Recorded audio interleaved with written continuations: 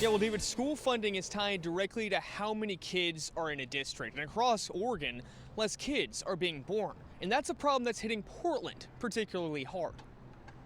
I think the big news is the projected declines. For years, Oregon birth rates have fallen. Recent federal data shows the state has one of the lowest birth rates nationwide. And it's an issue in Multnomah County, too. In 2012, more than 9,000 kids were born. 10 years later, there were just over 7,000 births countywide. We had been projecting a long-run decline just on the basis of birth rates and overall growth in the city slowing down. Ethan Sherigan is a researcher with Portland State. He says low birth rates are a problem for schools like Portland Public, whose funding is largely tied to student enrollment. The outgoing classes are just so much larger than the incoming classes have been. And from 2019 to 2023, Portland Public's enrollment dropped 9%.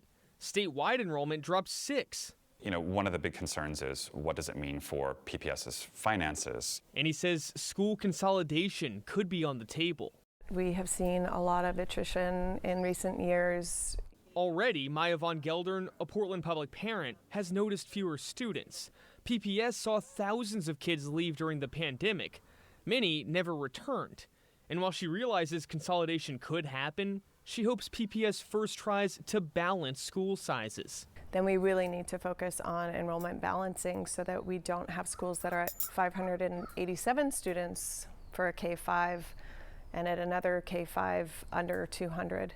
We reached out to Portland Public for an interview. They declined, though Sherigan says the district may have to take a hard look at its budget and make tough calls going forward. A big part of the budget, of course, is the teachers.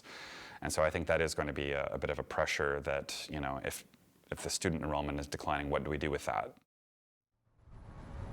Now, of course, school communities, they don't like the idea of closing schools or cutting teacher positions, though there might be a flip side to this. We all remember those November teacher strikes when Portland teachers went on strike for most of November. One of the biggest issues back then was class sizes. Now, experts say with less birth rates, there could be potentially smaller class sizes too.